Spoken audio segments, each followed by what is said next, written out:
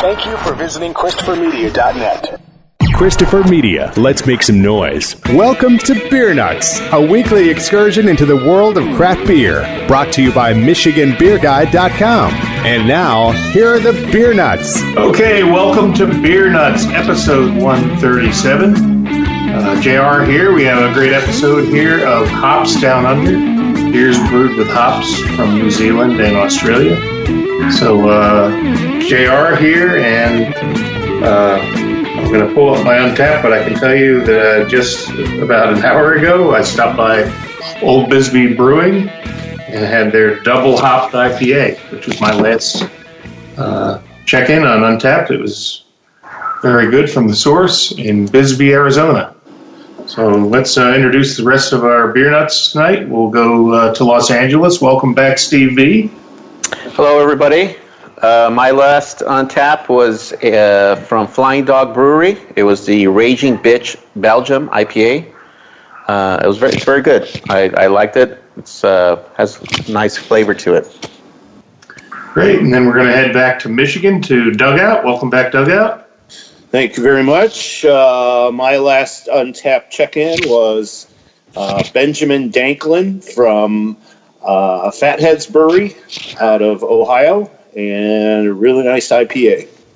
It's a great name and a great brewery.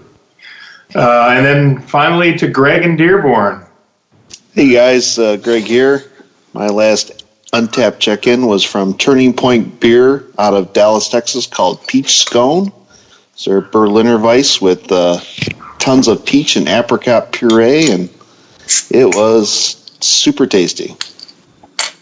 All right, some great beers there and some great beers to come for sure. So before we get into everything, we always want to invite everybody to please enjoy a beer with us.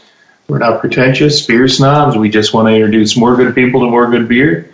So hopefully, if you're not driving, crack open a cold one and kick back and have one with us. So for this week's quote of the week, we're going to Steve V out in LA. So take it away, Steve. I came across this quote on a T-shirt at a Rock and Brew in the city of Downey. The quote is, "Beer will change the world. I don't know how, but it will." And that's the great mystery. Amen. A lot of We faith. don't know how, but it will. And Like it does every day. It's like believing in God. Amen to that. All right, well, let's get down to things because I think we're all thirsty, and I'm excited for this because one of my favorite hops is Galaxy and also Nelson Sauvin, two of my favorites. But we're going to have Dugout start the show because he has experienced some great success home brewing beers with some hops from down under. So I think it's totally appropriate that he leads off the show and can share with us some of the knowledge he's acquired through home brewing with these types of hops. So take it away, Dugout. All right, we got to hit pause here a second. I had a little bit of a flow over that I got it cleaned up. Hate when that happens. Yeah, well, it's near computers and devices, so. Uh-oh. Red alert. Red alert. Party foul. Yep.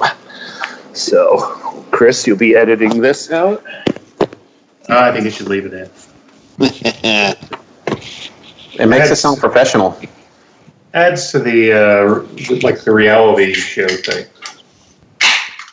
Well, you probably could hear me cracking open. This beer went down under. Yeah. Well, might as well pour this one.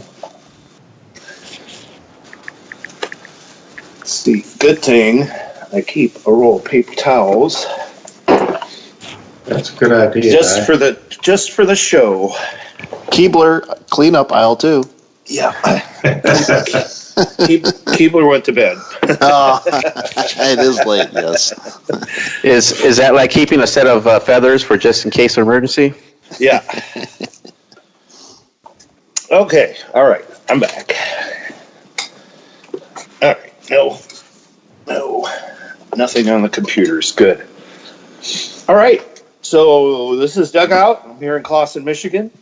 And my first beer that I'm going to review tonight is one of two. I've got a commercial beer, and then I've got a homebrew beer.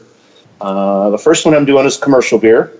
It's from Stillwater Brewing and I believe they're out of Maryland. Oklahoma, isn't it? No, they're East Coast. We've reviewed some of their stuff before. I believe the Summer Drinker series that we did last year was Stillwater's. They do a sake style saison that is incredible. So this beer is called Remember Me, and it is a double IPA that is double dry hopped with Citra and Nelson Sauvin. So Nelson is the New Zealand hops. This guy pours a kind of a hazy orange, juicy color. Nice little frothy head there. It's pretty hazy, as most New England styles are. I mean, the nose on this is you get a lot of fruit here, a lot of citrus. Right, and get some pineapple smell off of this too. Really nice. It's just a mild bitter finish to it, but very much a juicy beer, juicy New England style. The Nelson has sort of a almost a white wine grape flavor to it, and it's beautiful added into a dry hop or done in a New England style. I had actually made a Brut IPA that was all Nelson hops, and that came out fantastic. So big fan of these hops.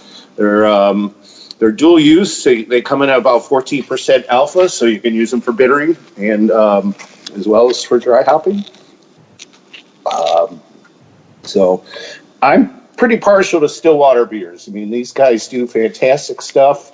They don't have the greatest distribution in the world.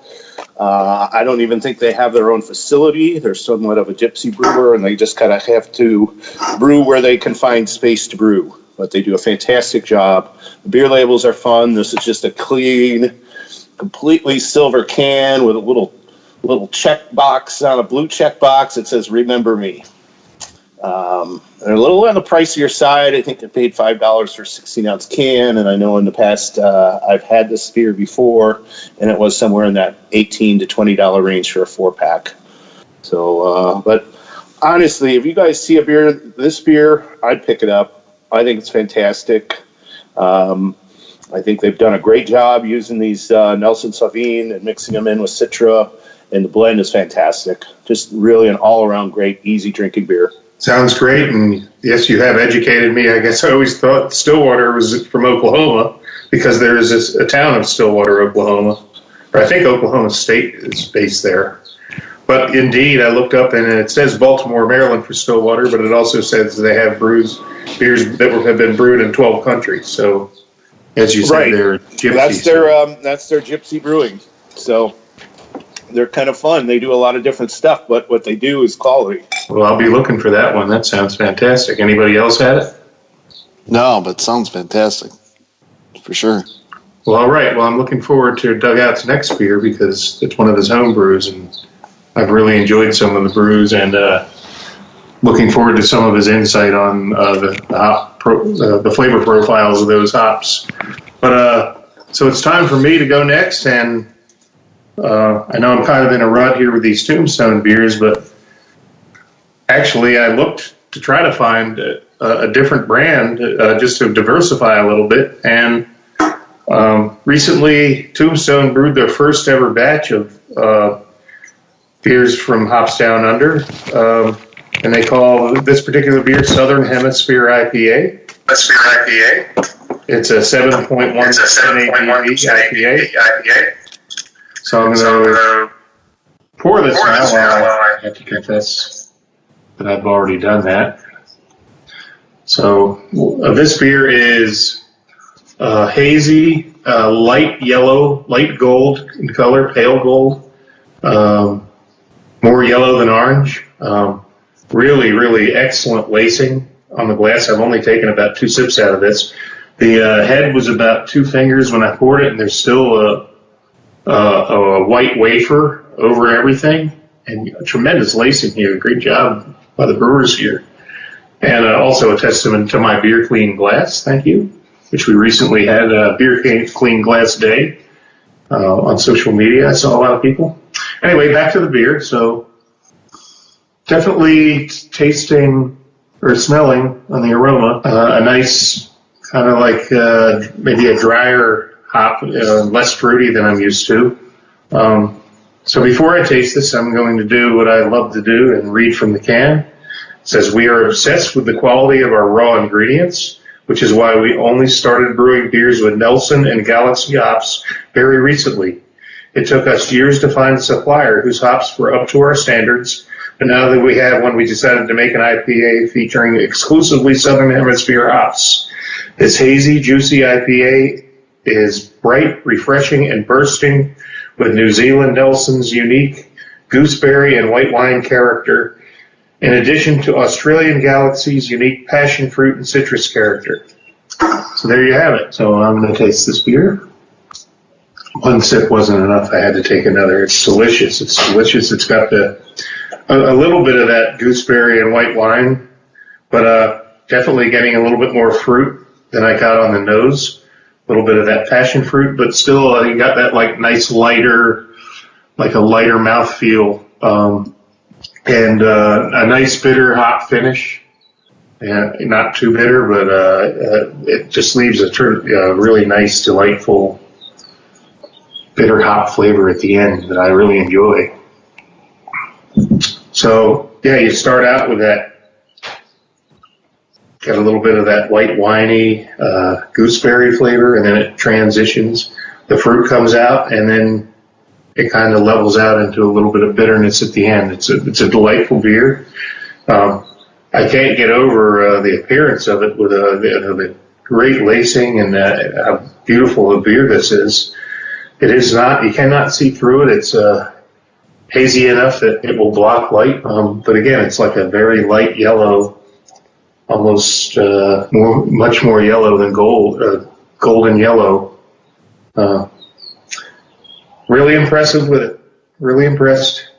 It's got that nice juicy, great light mouthfeel, and I'm sure every one of you wish I could share it with you. So the later in the show, I'll be reviewing their other beer, which is the same beer, only a double IPA. So just keeping that in mind, I have no trace of really no alcohol burn at all in this, and it's over 7, so it's just a very well constructed beer. And as you heard from the review on the can, they're very particular about ingredients and quality, and another winner from these guys. Just can't say enough good things about Tombstone Brewing, and glad that in my craft beer desert where I live now in Arizona, at least I have one fantastic brewery within driving distance. All right, well, I don't think any other beer nuts have tasted this, so I might have to get a box headed up to Uncle Pete to him to share with you guys. Certainly try to put one of the double IPAs in, and this is my last of the IPA, but in keeping with Dugout's wishes, I stocked up on the double. Yeah, that's how we roll. That's how we roll. Why have a single? Right. You can do a double. Exactly.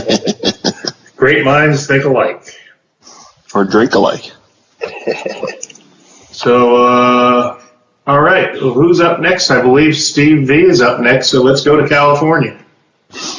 Okay, well, today my choice is from the Almanac Beer Company. They've been around since 2010. They're up from the Bay Area, Alameda, San Francisco area. The beer I got is their Wakatu Sour. It's on the bottle, says here, it's a sour blonde ale aged in wine barrels and dry hopped with Wakatu. It's a 7%, and then in the description it says that this New Zealand-born hop prized for its floral and citrusy aromas. Its relative classic Hauratu hops is light on bitterness and often used in clean German-style lagers. I've already poured it. It pours actually comes with a nice head. It's kind of looks like a hazy IPA. But smelling it, It's got that wine smell like you would get from a sour. It's really tart as my mouth puckers up, but it's enjoyable. Getting kind of a lemony taste to it, and then part of the description has like that. It's kind of tastes like a dry wine, white wine, and I get that a lot. So if you're kind of if you're looking for if you're a wine drinker and you're looking to cross over into beer, this is probably a good stepping stone for you. Or if you wanted to impress somebody if you're a beer drinker and go the other way, I guess this would work just as well. But yeah, very tart. Like I said, I'm not a sour guy, but I would drink that. It's not too bad, not too bad on the tart side. And Almanac sure knows how to make them tart. I can relate to that. I've had quite a few of theirs, and they are parkerable for sure. Yeah, that first taste got me pretty good. Certainly, if you're not used to it, boy, it'll get your attention. But they're always good. That's for sure. But no, I would highly suggest if you can find this, it's very good, very good tasting beer. I liked it. Well, and I've used Wakatu hops before. I don't know if any of you guys had tried a beer that I had done called Reverse Mullet. It was a dank New England IPA, and that did feature Wakatu hops. And yeah, it really brings the lemon and particularly lime flavors out in the hop. It's quite nice. Really nice to use in a lager. I mean, it amplifies that citrus flavor big time. Yeah, Almanac is not for the faint of heart.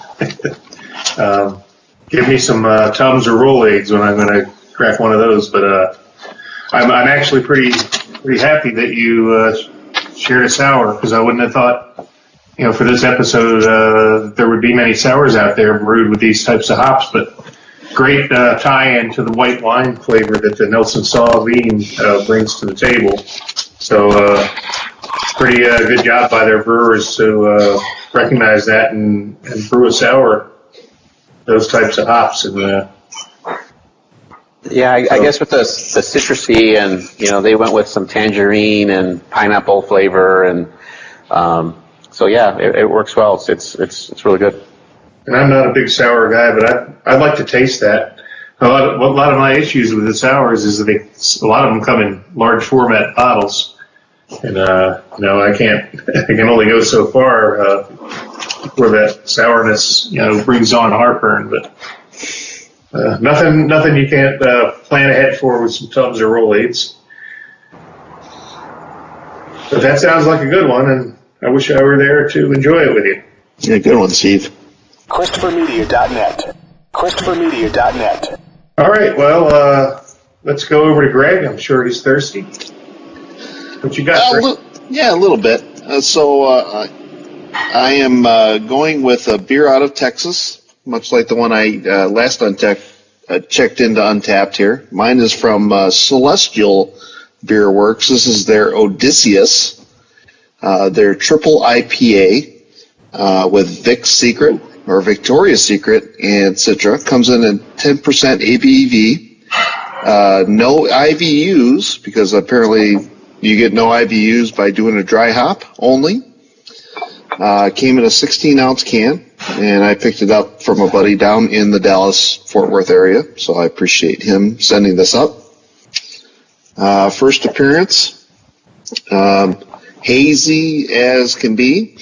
Of course, I've had a little bit here, so I'll admit to that. But when she poured, she had very white, compact type bubbles.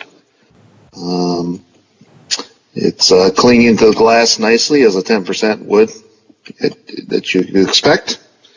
So the smell here, a lot of sweet stone fruit, pineapple, and that's one of the traits to Vic's Secret is a lot of pineapple.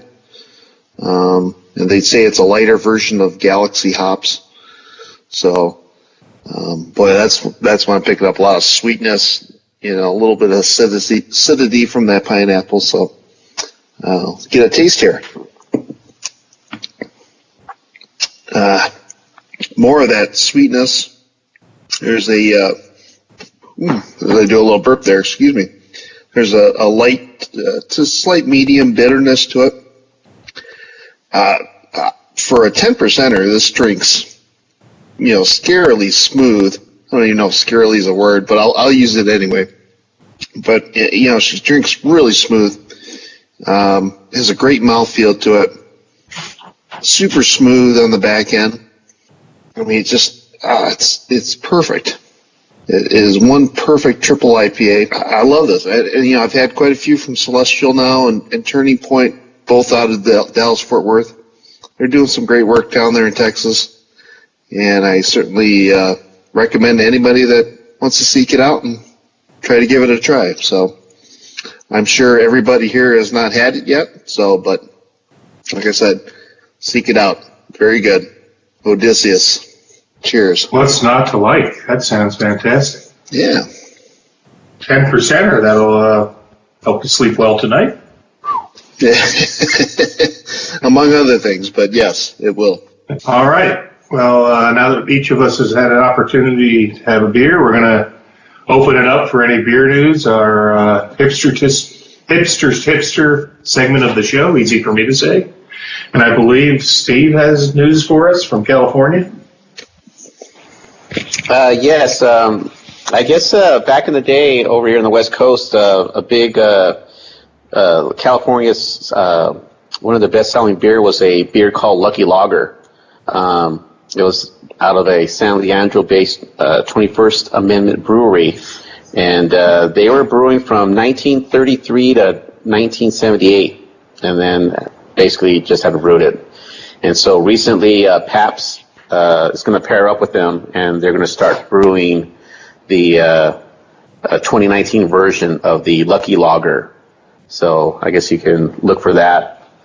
Any of those old-time drinkers, want to be a little nostalgic and find some old beer that they used to drink when they were youngins, can seek that one out. All right, good to have an old friend back in the fold here. Speaking of that, Michigan guys, wasn't there a beer that Brew Detroit is brewing now that was an old favorite from Detroit? I saw it in the news. I'm not sure how much of a favorite it was, but it's Altis beer. And most of the people I know that are in the area here that are probably around my age, that was their father's beer, just have horrible memories of it. Just the worst swill imaginable. So hopefully they tweak the recipe. It's kind of funny. It becomes like an $8 or $9 six-pack, So, I might try one from a single shelf. I'm sure that, unfortunately, Uncle Pete's not with us tonight, but I'm sure Uncle Pete would know of Altis beer. Yeah. Well, we'll have to make a mental note next time he's on. We'll ask him about that. I'm sure he'll have a better review than you do, Dugout, because he's a very proud Michigander, and brewing history is important to him. So he will probably have a more favorable. It might be fun to do a retro beer night some night and just pick up a few of the ones. Pabst is doing quite a few. Old Tankard and Stroh's has a few out. And Lucky Lager, and so that might be a fun little episode to do. Yeah, why not? Sure. All right. Well, that's about all for the beer news. Let's go around to round two. At least Doug and I have one more beer each, and I'm real excited to hear about Doug's because I've sampled a few of his homebrews brewed with these hops. And which one are you going to be tasting, Doug? This one is called Go Ask Your Mother. It's a black IPA with all New Zealand hops.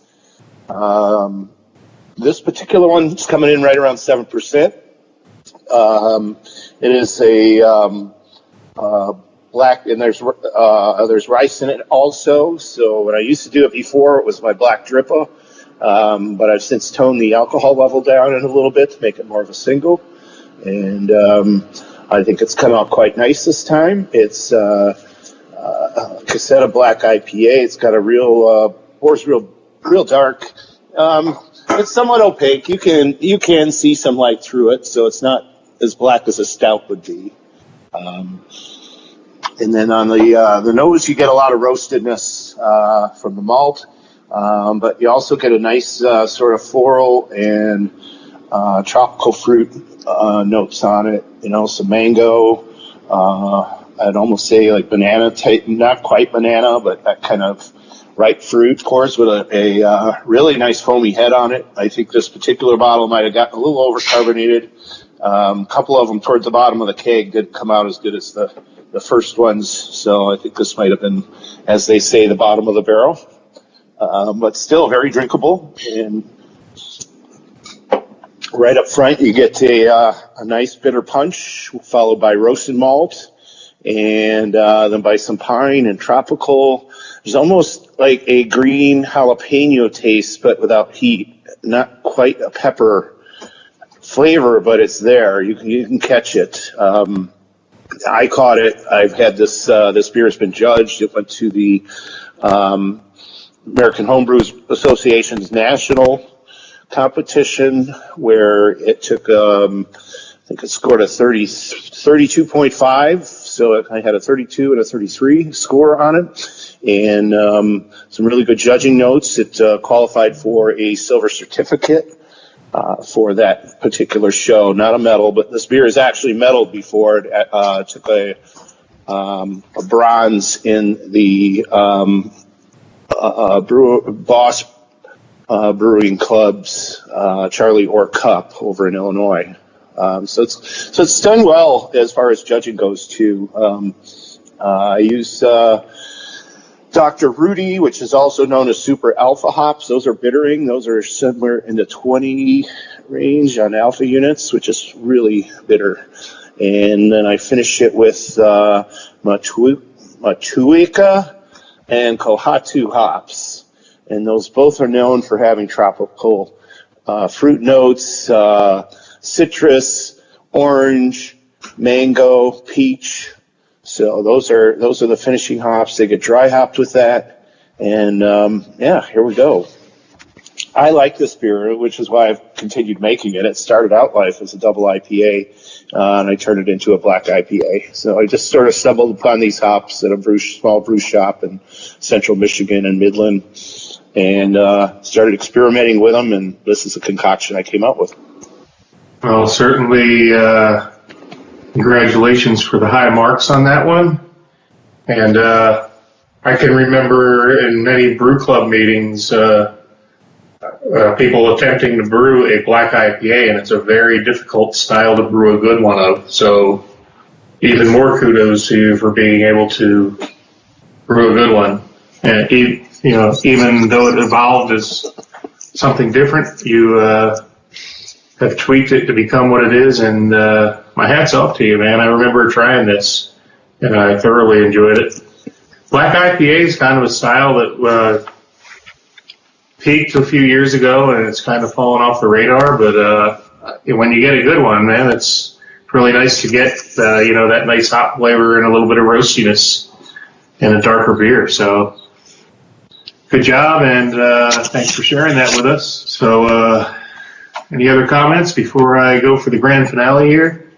So I wish I'd been able to, I did go to another brewery in the area called Pueblo Vida, but I don't believe any of the beers I picked up had any of these hops in it, so I wasn't able to do that, but perhaps a few episodes we'll get to try something from Pueblo Vida.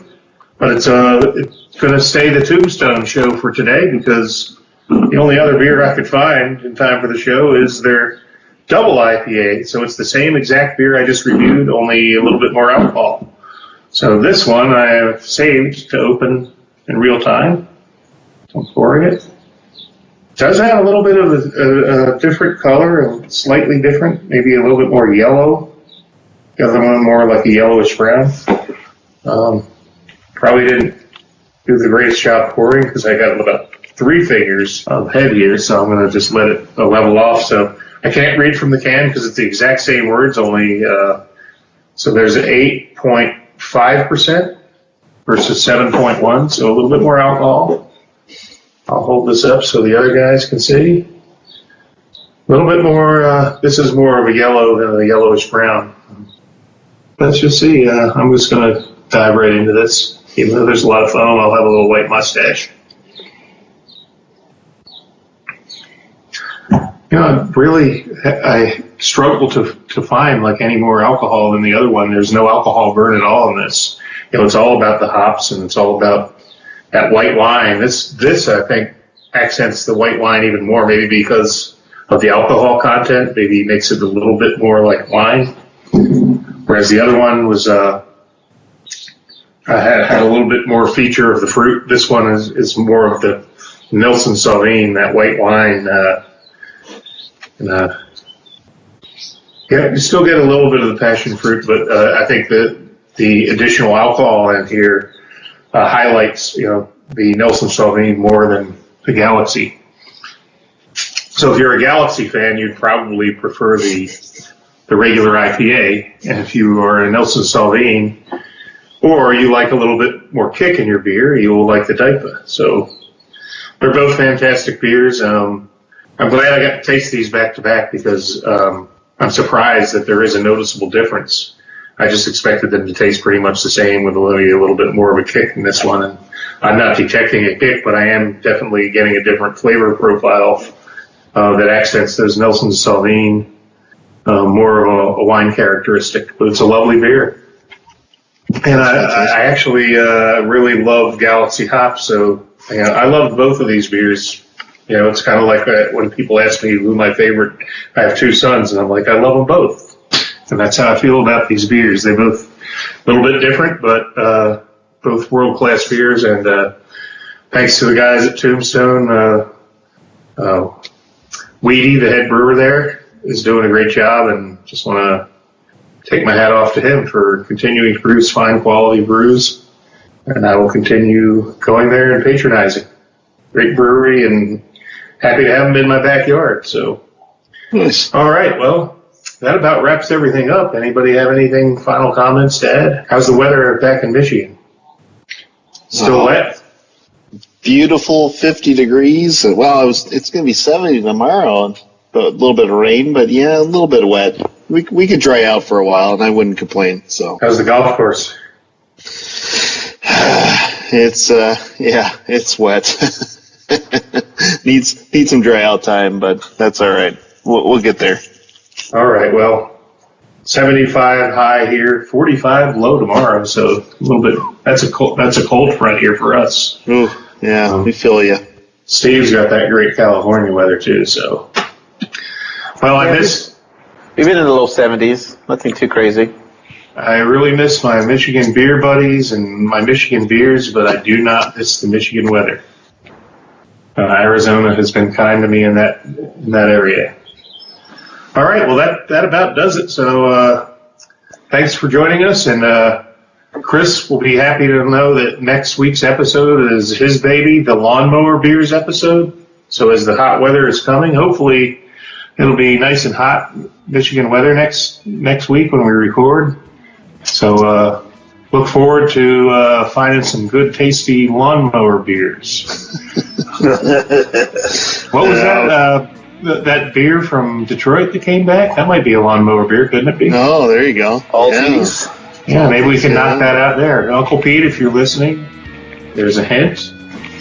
All right, everybody. Well, I would like to say before we go to Mexico City, I did actually cross the border today, only because I went to the duty free and was able to buy a 1-liter bottle of Bombay Sapphire for $12, no tax. So I did have to make the walk of shame across the border and come back to be able to legally purchase that. But so, on that note, as they say in old Mexico City, AMF. ChristopherMedia.net. ChristopherMedia.net. If you like this show, please tell a friend. Please make sure to rate and comment on all your favorite Christopher Media shows. Please follow us on Twitter and like and share us on Facebook. You can subscribe to all ChristopherMedia.net shows for free on ChristopherMedia.net. Thank you for listening, and thank you for visiting ChristopherMedia.net. Thank you for visiting ChristopherMedia.net.